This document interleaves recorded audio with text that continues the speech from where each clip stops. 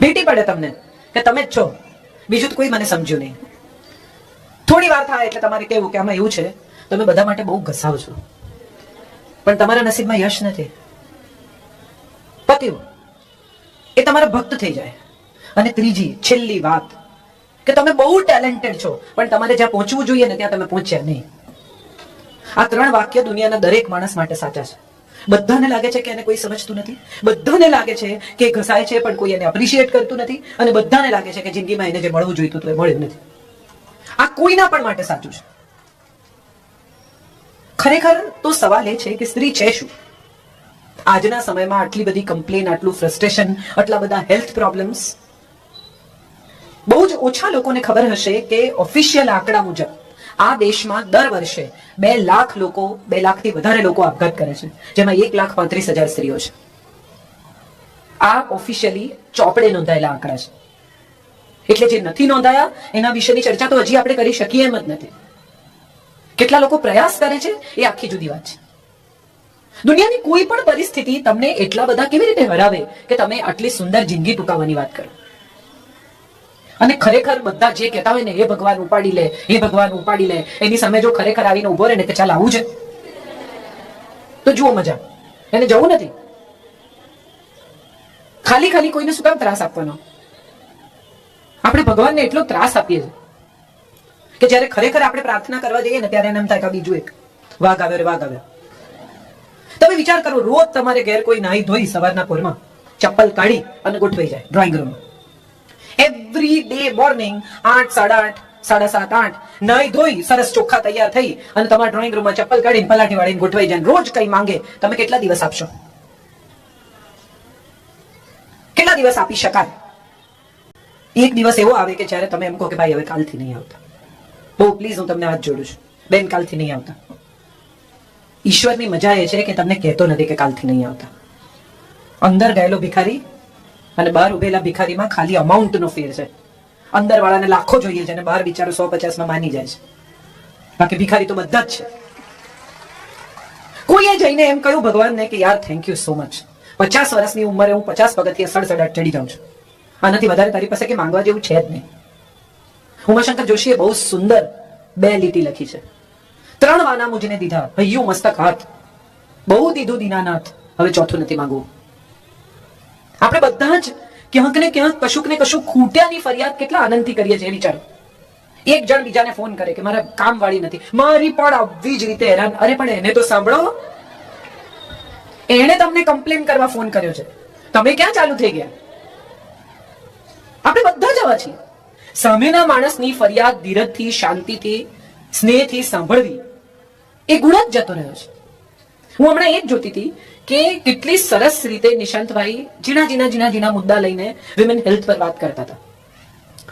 આખો પરિવાર જેમનો તબીબી વ્યવસાય સાથે સંકળાયેલો છે. ડોક્ટરો વિશે એમ કહેવાય કે જો એના પગથિયા ચડ્યા તો મર્યા, એક પગથિયું ચડ્યા તો તમને બાકીના એવા ચક્કરમાં નાખે, હવે આ ટેસ્ટ કરાવી લો, હવે પેલો ટેસ્ટ કરાવી લો. હું મનમાં અહીંયા બેઠી હતી ત્યારે મને હસવું આવતું હતું કે આ નિશાંતભાઈ આવા બધા તમને પ્રિવેન્શન બતાવીને પોતાના ધંધા પર લાત મારે છે કે તમારે આ નહીં કરાવવું પડે, તમારે પેલું નહીં કરાવવું પડે, તો તમે ની રિપ્લેસમેન્ટ નહીં કરો તો એ તો ઓર્થોપેડિક સર્જન છે, એના ધંધા પર પ્રોબ્લેમ થશે. અને છતાં એક માણસ આટલા લોકોને ભેગા કરીને એમની હેલ્થ, એમના માનસિક સ્વાસ્થ્ય, એમના આનંદની વાત કરે છે. કેમ કરે છે? એને શું જોઈએ છે તમારી પાસેથી? તમે શું આપશો એમને? ચાલો, તમે તો કઈ નથી આપી શકવાના, થેન્ક યુ કહીને જતા રહેશો. અને તેમ છતાં એક માણસ આટલી બધી બહેનોના સ્વાસ્થ્યની, આટલી બધી બહેનોની જિંદગીની, આટલી બધી બહેનોના વેલબિંગની ચિંતા કરે છે. કેમ કરે છે? એને શું જોઈએ તમારી પાસેથી? કશું જ નહીં. કેટલાક લોકો એવા હોય છે કે જેને કંઈ જ નથી જોઈતું. મેં હમણાં જ કહ્યું ને કે બાલુભાઈએ મને આટલા બધા પુસ્તકો આપ્યા, હું પાછા આપીશ કે નહીં એવું પણ એમણે મને નથી પૂછ્યું. ભલમનસાઈ અથવા મારામાં પ્રામાણિકતા હોય તો હું પાછા આપું, ન હોય તો એમણે કૃષ્ણાર્પણ કર્યા. આવા લોકો છે હજી આ ભૂમિ પર, આ દેશમાં, અને માટે બાકીના બધા જે છે એ ટક્યા છે. આ એમનું બેલેન્સ છે કે જેને લીધે ખરાબ લોકો ટકી ગયા છે. પણ આ નિશાંતભાઈ જેવા લોકો આવા સેમિનાર કરે કે તમને આટલું બધું જ્ઞાન આપે કે સાયકલ ચલાવો ને તમે કેલ્શિયમ ખાઓ ને તમે દૂધ પીઓ ને તમે ફલાણું કરો, તમે માત્ર સાંભળો છો. સ્ત્રીઓની મજા એ છે કે એમને બધી જ ખબર છે. ગૂગલ સ્ત્રી છે કે પુરુષ છે? ખબર છે કોઈને? આ ગૂગલ જે છે, ગૂગલ નામનું જે શોધાયું છે એપ, એ સ્ત્રી છે કે પુરુષ છે? સ્ત્રી છે. કેમ ખબર છે? તમે એને એક સવાલ પૂછો ને એના બદલામાં એ તમને 5 સવાલ પૂછે. તમે લખો કે વેરાવળ એટલે પૂછે which road, from where, car, walking, train. આ બધા સવાલ તમને પૂછતા જાય. હું ઘણી વાર વિચારું છું કે રાધા કૃષ્ણના લગ્ન ન થયા. આપણે બધા રાધા કૃષ્ણની પૂજા કરીએ અને બહુ અમર પ્રેમીઓ તરીકે જોઈએ ને કેટલો બધો વિચાર. પણ સપોઝ કે રાધા કૃષ્ણના લગ્ન થયા હોત તો શું થયું હોત?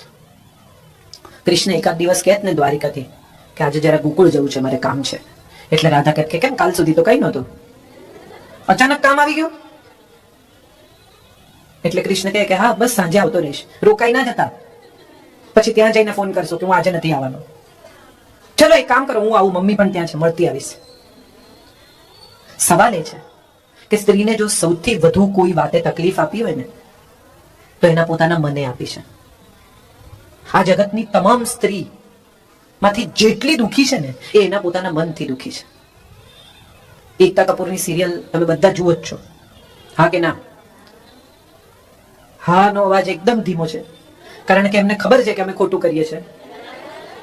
સ્વીકારવું નથી, કઈ વાંધો નહીં. આ ટેલિવિઝનની સિરિયલ્સ જેટલી તમે જુઓ છો એમાંથી કેટલી સિરિયલ તમને પોઝિટિવ શીખવે છે? સારા થવું, સાચા થવું, પ્રામાણિક થવું, પરિવારને પ્રેમ કરવો, પુત્રવધુને પ્રેમ કરવો, સંતાનોની સાથે સારી રીતે વર્તવું. કેટલી સિરિયલ્સ તમને આ શીખવે છે? લગભગ તમામ સિરિયલમાં એક સાસુ છે જે પગથિયા પર તેલ રેડે છે જેથી એની પ્રેગ્નન્ટ વહુ પડી જાય. આમાંથી કેટલી સાસુએ રેડ્યું છે મને કહો તો જરા? આમાંથી કેટલી નણંદો એવી છે કે જેણે ખીરમાં મીઠું નાખ્યું છે? અને જો એવું નથી, મજા તો એ છે સાહેબ કે સ્ત્રીઓ જોતી હોય. અમારે ઘરે બી એવી સ્ત્રીઓ છે કે આવું તો કઈ હોય તો, પણ ન હોય તો શું કામ જુઓ છો? આ બધું તદ્દન હંબક છે. હંબક છે તો એ જોવું છે. એનું સૌથી મોટું કારણ એ છે કે આપણને સૌથી વધુ આકર્ષતી કોઈ ચીજ હોય ને તો એ નેગેટિવિટી છે. ગોસિપ, નિંદારસ, મહારસ, બધાને મજા આવે છે કોઈના પણ વિશે વાત કરવાની. આ કિટી હોય, નાના નાના પરિવારોની મીટિંગ્સ હોય, બધી સ્ત્રીઓનું મંડળ હોય, એમાં જે ગેરહાજર રહ્યું ને એનું આવી બન્યું એ દિવસે એનો વારો. સવાલ એ છે કે આપણે જ્યારે બીજા વિશે વાત કરીએ છીએ ત્યારે આપણે ભૂલી જઈએ છીએ કે આપણામાં પણ કશું એવું છે જેના વિશે વાત થઈ શકે છે. આપણામાં પણ કશું એવું છે કે જેના વિશે બીજા વાત કરી શકે, જેને વિશે બીજા ક્રિટિસાઇઝ કરી શકે. પણ આપણે એ વિશે વિચારવા તૈયાર જ નથી. બધાને એમ છે હું પરફેક્ટ છું, તમારામાં પ્રોબ્લેમ છે. કેટલા બધા ઘરોમાં જ્યારે ઝઘડો થાય પતિ પત્ની વચ્ચે, થાય જ, ન થાય એવું ભાગ્યે જ બને. ગાંધીજીને એકવાર એક બ્રિટિશ પત્રકારે પૂછ્યું કે બાપુ તમારે ને બાને ઝઘડો નથી થતો? તો બાપુએ કહ્યું ના. એટલે બ્રિટિશ પત્રકારે પૂછ્યું કે કેમ એવું? એટલે ગાંધીજીએ બપોરે 2 વાગે કહ્યું કે બા ફાનસ આપી જજો. એટલે બાએ અંદરથી પૂછ્યું સળગાવીને કે એમને એમ? એટલે બાપુએ કહ્યું સળગાવીને. એટલે બા સળગાવી અને ફાનસ મૂકી ગયા. એટલે પેલા બ્રિટિશ પત્રકારે પૂછ્યું કે તમે એવું કહેવા માંગો છો કે તમારું બધું કયું માને છે એટલે તમારે ઝઘડો નથી થતો? એ ગુલામની જેમ વર્તે છે, તમારી બધી વાત માને છે, દલીલ નથી કરતા એટલે તમારે ઝઘડો નથી થતો? એટલે ગાંધીજીએ કહ્યું કે એવું નથી, તમે જશો ને પછી આવશે અને મને કહેશે કે મગજ ઠેકાણે છે ને. હવે ત્રીજા માણસની સામે નથી લડતા. જગતના કોઈ પણ માણસને એવી કેવી રીતે ખબર પડે કે અમારી વચ્ચે મતભેદ છે? આજના સમયમાં કેટલા બધા માતા પિતાને હું જોઉં કે હિંચકા પર બેઠા હોય, માનું માથું પિતાના ખભે હોય, પિતાએ માનો હાથ પકડ્યો હોય, સ્નેહપૂર્ણ એક સાંજ હોય અને જો બચ્ચા આવે ને તો એકદમ છૂટા પડી જાય. માતા પિતા એકબીજાને સ્નેહ કરતા હોય એનાથી સુંદર દ્રશ્ય બીજું કયું હોઈ શકે? ત્યાં આપણી સભ્યતા જંખવાઈ જાય છે. છોકરાઓની સામે એવું નહીં કરવાનું, પણ છોકરાઓની સામે લડવાનું ખરું. એમાં વાંધો નહીં. એમાં મમ્મી કહે કે તમે ડફણ જેવા છો તો એમાં કઈ, એમાં અસભ્યતા નથી. પિતા એમ કે તારી મામા અક્કલ જ નથી તો એમાં અસભ્યતા નથી. અસભ્યતા તો પ્રેમ દેખાડવામાં છે, અસભ્યતા તો સ્નેહ દેખાડવામાં છે, અસભ્યતા એકબીજા વિશેનો અનુરાગ દેખાડવામાં છે, અસભ્યતા એકબીજા વિશેની આસક્તિ દેખાડવામાં છે. ગંદકી ઉછાળવામાં ક્યાં અસભ્યતા છે? દિશા જ ખોટી પકડાઈ ગઈ છે સંબંધોની. આ દેશનું નામ ભારત છે. દુષ્યંત અને શકુંતલાના લવ ચાઇલ્ડના નામ પરથી આ દેશનું નામ છે. ભરતના જન્મ પછી સ્વીકારે છે દુષ્યંત શકુંતલાને. ગંધર્વ વિવાહનું સંતાન છે, પ્રેમનું સંતાન છે, જેના નામ પરથી આ દેશનું નામ ભારત પડ્યું છે. પણ આ દેશે સૌથી વધુ વિરોધ કોઈ ચીજનો કર્યો હોય ને તો એ પ્રેમનો કર્યો. આ દેશમાં જો ખરેખર કોઈની હય લાગી હોય ને તો એ પ્રેમીઓની લાગી છે. એક બગીચામાં બિચારા ખૂણામાં શાંતિથી બેઠા હોય અને આવે પોલીસ, આ શું કરો છો? ચલો તમારે ઘેર લઈ જાઓ, મા બાપને બતાવો. શું કરે છે? આને તમને અસભ્યતા લાગે છે? પણ આટલા નેતાઓ, આટલા સાધુઓ, આટલા કહેવાતા ધર્મગુરુઓ કેટલી બધી પાપ લીલા કરે છે, અને છતાં એ લોકો ત્યાં જઈને હાથ જોડીને માથું નમાવે છે. એક પૂર્ણ પવિત્ર સ્નેહ આપણને નડે છે, આપણને વ્યભિચાર નથી નડતો. આટલી બધી સ્ત્રીઓ ભેગી થઈને જો નક્કી કરે કે અમે અંધશ્રદ્ધાનો વિરોધ કરીશું, અમે કોઈ જ્યોતિષ પાસે, અમે કોઈ વશીકરણ, ભૂત ભુવા, દુરા ધાગા, બાધા આખડીમાં નહીં માનીએ, તો હું માનું કે નિશાંતભાઈએ કરેલી આ મીટિંગ કોઈક કારણસર કશેક કશુંક મેળવી શકે. બધા સવારે ઉઠીને પઠણ, નયન, કચ્છગ વાંચે, આજે મારો દિવસ કેવો જશે. આ હસશે છે ને એ બધા વાંચે છે, જેટલાને હસવું આવે છે ને એ બધા વાંચે છે. સાહેબ, કૃષ્ણ અને કંસની રાશિ એક છે, રામ ને રાવણની રાશિ એક છે, શબરી ને શૂરપણખાની રાશિ એક છે, રાધા ને રૂકમણીની રાશિ એક છે. એમનું ભવિષ્ય એક છે. તો શું વાંચો છો તમે? જેટલા લોકો અડોલ્ફ હિટલરની જન્મ તારીખે જન્મ્યા હશે એ બધા ક્રૂર હશે.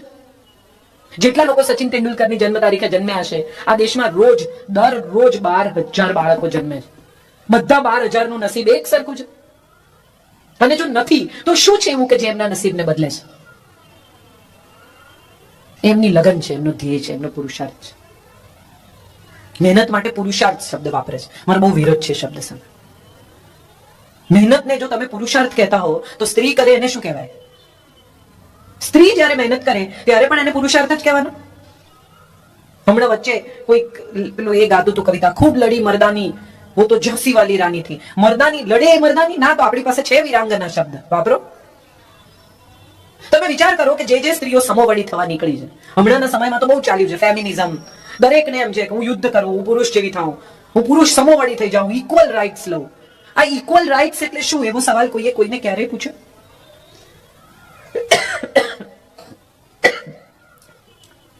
પ્રોપર્ટી ધરાવવાનો રાઈટ, સાહેબ, પ્રોપર્ટી ધરાવવાનો રાઈટ આજથી 5 પેઢી પહેલા સ્ત્રીઓ પર. મારા દાદાજી આવીને મારી દાદીને પગાર આપતા, મારા પિતા આવીને મારી માને પગાર આપતા. આજે પણ કેટલા બધા ઘરોમાં એવું છે કે પૈસા આવીને પુરુષ સ્ત્રીને આપે, ચાવી કમરે એને. પુરુષને બિચારાને પૈસા જોઈતા હોય ને તો એને પૂછવું પડે કે મને પૈસા કાઢી આપ ને. અને તોય પત્ની કે કેમ, શું કામ છે? તો કોનું ચાલે છે? હું તમને એક બહુ મજાનો દાખલો આપું, તમને બહુ મજા આવશે. એક પુરુષ બહારગામ જવાનો હોય ને તો પત્નીઓ કેટલા પ્લાન કરી નાખે. મસાલા ભરી લઈશ ને, ઘર ગોઠવી નાખીશ ને, પડદા ધોઈ નાખીશ ને, આ કરી નાખીશ ને. કોઈ પત્નીને તમે પતિ બહારગામ જવાનો છે એ બાબતે રડતી કકડતી જોઈશ, દુઃખી થતી જોઈશ? ઉલટાની એમ કે હાશ 4 દિવસ જવાના છે. પણ જો એક સ્ત્રી બહારગામ જવાની હોય તો આખું ઘર ચકરાવે ચડે. કેમ તારે 4 દિવસ જવું છે પણ તું વહેલી કેમ ન આવે ને? સ્ત્રીએ બિચારી નાસ્તા કરીને જાય ને, આ કરીને જાય ને, પેલું કરીને જાય ને, એટલી બધી તૈયારી કરે જવાની. સ્ત્રીની બેગ કોઈ બીજું પેક કરે છે? પુરુષની બેગ કોણ પેક કરે? પત્ની. મને હંમેશા એવું લાગ્યું છે કે સ્ત્રી હંમેશા પહેલેથી વધુ સક્ષમ છે. 3 વર્ષની છોકરીને તમે ડીંગલી આપો ને તો એ માં થઈ જાય. એને કોઈ એ શીખવવું નથી પડતું કે માં કેમ થવાય. એટલા લાડથી સુવડાવે, એટલા લાડથી હાથમાં લે, એટલા જતનથી એની સાથે રમે, એને વાગે નહીં, જાણે જીવતું બાળક હોય એમ. અને એક દીકરાને આપી જુઓ તમે, પહેલા હાથમાંથી પગ કાઢે, પગમાંથી હાથ કાઢે, આંટી મારી જુએ, નવી જાતનું પ્રાણી કેવું લાગે છે ચેક કરે, વાળ કાપી નાખે ભલું હોય તો. આ પ્રકૃતિ છે, બંનેને ભિન્ન બનાવ્યા છે. એક એપલ છે, એક નારંગી છે. આ બેનો સ્વાદ જુદો છે, આ બેની પ્રકૃતિ જુદી છે, આ બેની પેદાશ જુદી છે, આ બેની ઉછેર જુદો છે. એકબીજા સાથે સરખાવાની ભૂલ જ હું માનું છું આ સમાજને ખોટા રસ્તે લઈ જાય છે. કેમ ઈશ્વરે એવું નક્કી કર્યું કે સ્ત્રીને જ માં બનાવવાની? ક્યાંક કશેક તો પ્રકૃતિએ આ નિર્ણય કરતા પહેલા વિચાર કર્યો છે. પ્રકૃતિ તો ખૂબ વિચારીને નિર્ણય કરે છે. દિવસના ફૂલો બધા રંગીન છે સાહેબ, તમે જુઓ, અને રાતના ફૂલો બધા સફેદ છે. કેટલું વિચારીને ડિઝાઇન કરી છે આ જગત.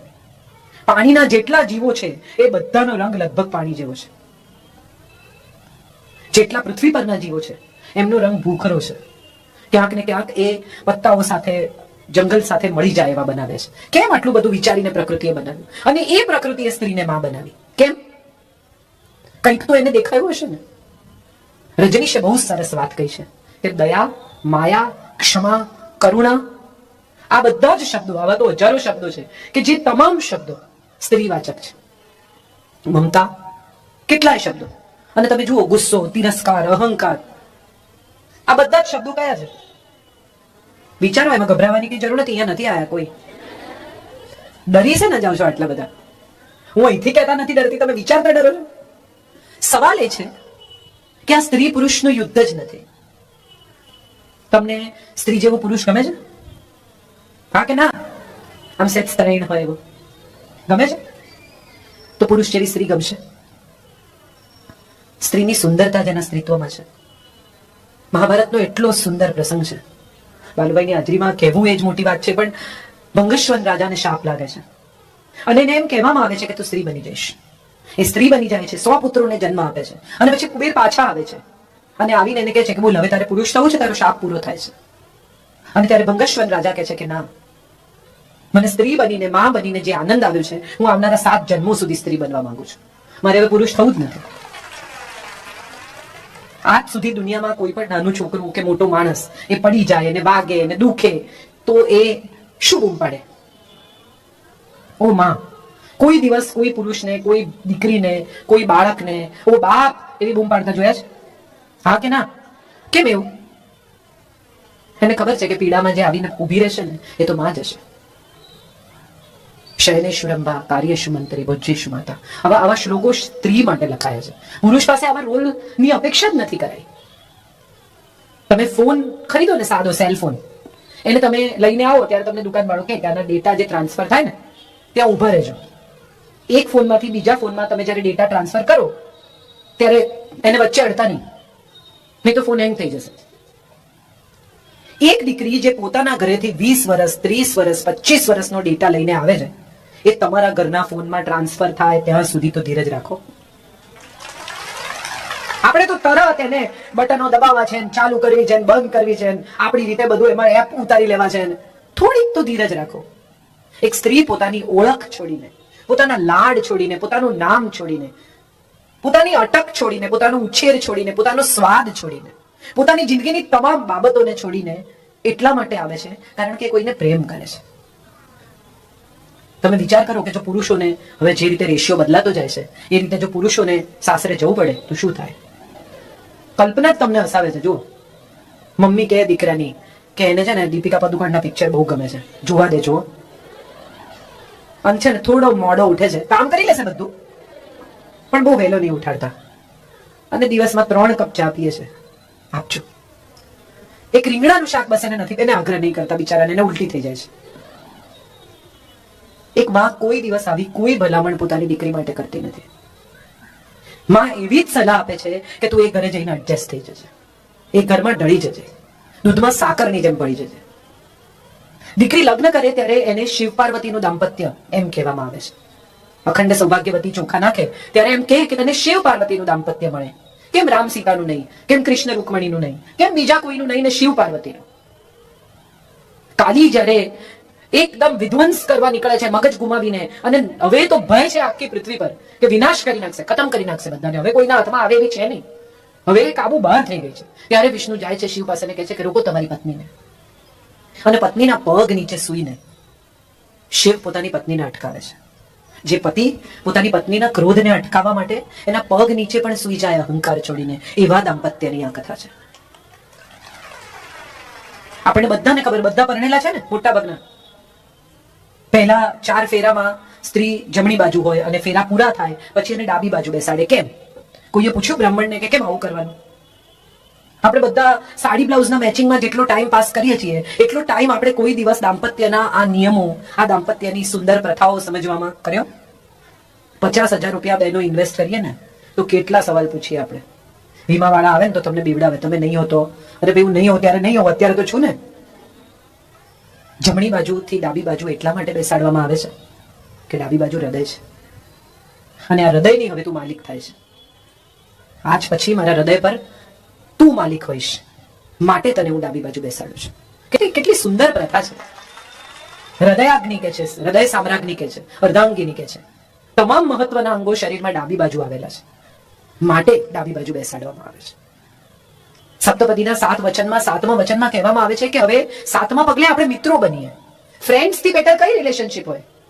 દોસ્તી એ દાંપત્યની ઉત્તમ શ્રેષ્ઠ કક્ષા છે. મેં એવા કેટલા યુગલો જોયા છે કે જે એકબીજા સાથે હસી શકે, જે પત્નીની આંખ ન હોય તો પતિ એની આંખ બને, એને બધું જ એના પતિ કરી આપે. અને તમે એને પૂછો કે તમને થાક નથી લાગતો, તો એમ કે આખી જિંદગી એને કર્યું, હવે મારો વારો છે. કેટલું સુંદર દાંપત્ય. પ્રણામ થઈ જાય મનોમન, જેટલી વાર યાદ કરો એટલી વાર. એવા દાંપત્યો હોય છે. અને આ બધું સ્ત્રીઓએ માણ્યું છે. સ્ત્રીઓ ફરિયાદ કરે આખો વખત, એમને શું, એમને તો જતા રહેવાનું, એમને તો ઓફિસ જતા રહેવાનું, અમારે ઘરે રહેવાનું. ખરેખર આ બધી સ્ત્રીઓએ યાદ કરવાનું છે કે ઘરમાં તમારા 3 એસી હોય, 4 એસી હોય, 5 એસી હોય, તમારા પતિ એ એસીમાં કેટલા કલાક વિતાવે છે. એવો એક સર્વે કહે છે કે વિશ્વના મોટા ભાગના શહેરોમાં, મેટ્રોમાં પુરુષો 40 વર્ષ સુધી ટિફિનમાંથી જમે છે.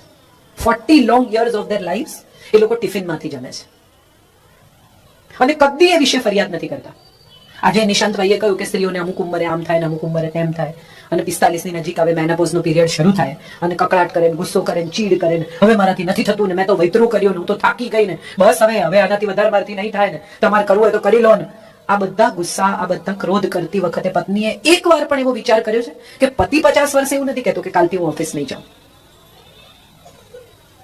કોઈ દિવસ આપણે આપણા જીવન સાથીને થેન્ક યુ કહેવાનો પ્રયત્ન કર્યો છે કે આ જે સગવડ હું ભોગવું છું, જે આનંદથી હું જીવું છું, જે રીતે મારા બાળકો મોટા થયા છે, જે તમે મને આપ્યું છે આટલા વર્ષોમાં, આ માન સન્માન, આ સગવડો, આ સંપત્તિ, આ સુખ, આ બધાના બદલામાં એકવાર બસ તમને થેન્ક યુ કહું છું.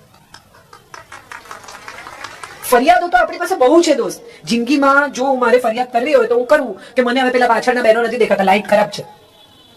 શું થઈ શકે? જિંદગીની દરેક બાબત તમે જેમ માંગો એમ તમને મળે એવી કોઈ શરત તો તમને જન્મ આપતી વખતે આપી જ નહોતી કે તમે નીચે જાઓ, તમે જેમ માંગશો એમ થશે. આવું તો એને કોઈ દિવસ કહ્યું જ નહોતું. તકલીફ કોને નથી પડી? મારે આ બહેનોને એ કહેવાનું છે કે આ દેશ ગાર્ગીનો દેશ છે. જનક રાજા શાસ્ત્રાર્થ અનાઉન્સ કરે છે, 1000 ગાયો સોનાની ખરીવાળી, સુવર્ણ મુદ્રાઓ. યાજ્ઞવલ્ક્ય આવે છે ને કહે છે કે લઈ લો આ બધી ગાયો, મારાથી ઇન્ટેલિજન્ટ કોણ છે? અને ત્યારે બચકન ઋષિની દીકરી નાનકડી ઊભી થાય છે ને કહે છે 1 મિનિટ, એવું તમે જાતે નક્કી ન કરી શકો, હું તમને પ્રશ્ન પૂછીશ. યાજ્ઞવલ્ક્ય પણ પૂર્ણ નમ્રતાથી એના સવાલોના જવાબો આપે છે. આ દેશ અનસૂયાનો દેશ છે, જેણે દેવોને બાળક કરી નાખ્યા. આ દેશ સુકન્યાનો દેશ છે કે જેણે ચ્યવન ઋષિને ફરી એની યુવાની લાવી આપી.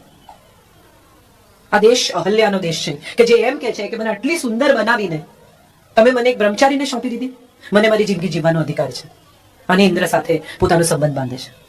આ દેશ શકુંતલાનો દેશ છે કે જ્યારે એના પિતા એને મૂકવા જાય છે, કણવ ઋષિ એને આનંદથી કહે છે કે તું જા, તારો પતિ તને બોલાવે છે, અને ત્યારે શકુંતલા એવું પૂછી શકે છે પોતાના પતિને કે આવી જ રીતે હું એને ભૂલી ગઈ હોત અને પછી મેં એને યાદ કર્યો હોત અને મેં એને સ્વીકારવાની તૈયારી બતાવી હોત તો એણે મને સ્વીકારી હોત.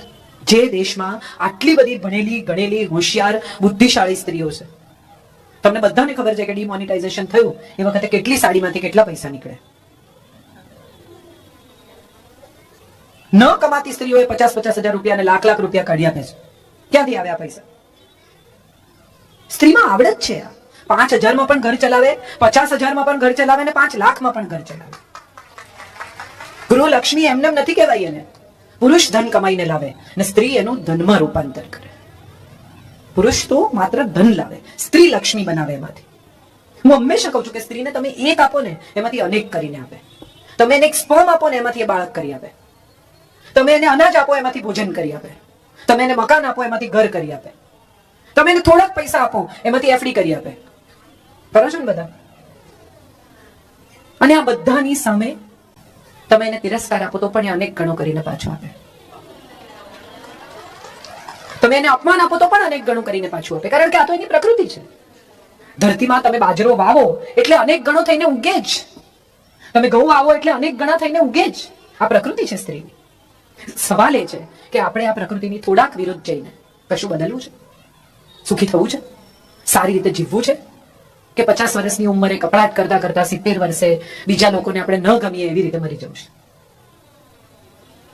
આટલો જ સવાલ આપણે આપણી જાતને પૂછવાનો છે. એથી વધુ ખરેખર માણસ કશું કરી પણ શકતો નથી. મુલ્લા નસરુદ્દીન ને એમના વાઇફ 2 જણા લડતા હતા. ખૂબ લડે.